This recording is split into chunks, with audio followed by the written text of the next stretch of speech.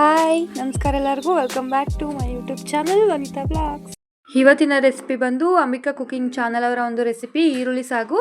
ಹೇಗೆ ಬಂದಿತ್ತು ಆ್ಯಂಡ್ ಹೇಗೆ ಮಾಡೋದು ಅಂತ ನೋಡುವ ಬನ್ನಿ.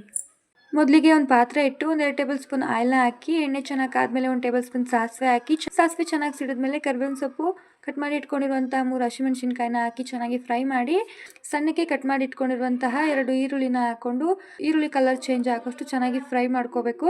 ಸಣ್ಣಕ್ಕೆ ಕಟ್ ಮಾಡಿ ಇಟ್ಕೊಂಡಿರುವ 1 ಟೊಮೆಟೊನ ಸೇರಿಸಿ ಟೊಮೆಟೊ ಸಾಫ್ಟ್ ಆಗೋಷ್ಟು ನೀಟಾಗಿ ಫ್ರೈ ಮಾಡಬೇಕು.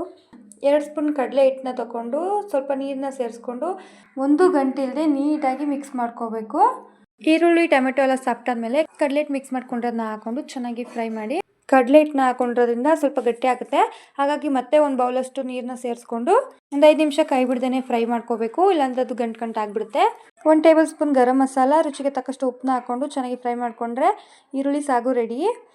ದೋಸೆ, ಇಡ್ಲಿ, ಚಪಾತಿ, ಪೂರಿ ಜೊತೆ ಎಲ್ಲ ಬೆಸ್ಟ್ ಕಾಂಬಿನೇಷನ್, ಬೇಗನೂ ಆಗೋಗುತ್ತೆ.